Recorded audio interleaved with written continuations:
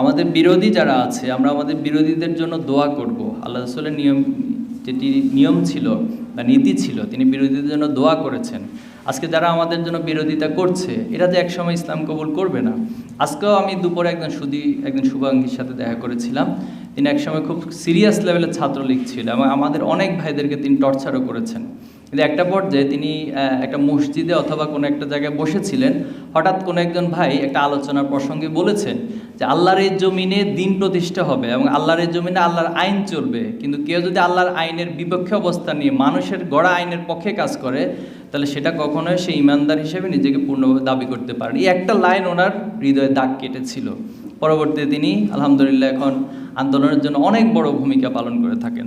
এজন্য বিরোধীদেরকেও কথা বলার সময়, জবাব দেওয়ার সময় আমাদের আদর্শিক সৌন্দর্যগুলো যেন ফুটে ওঠে।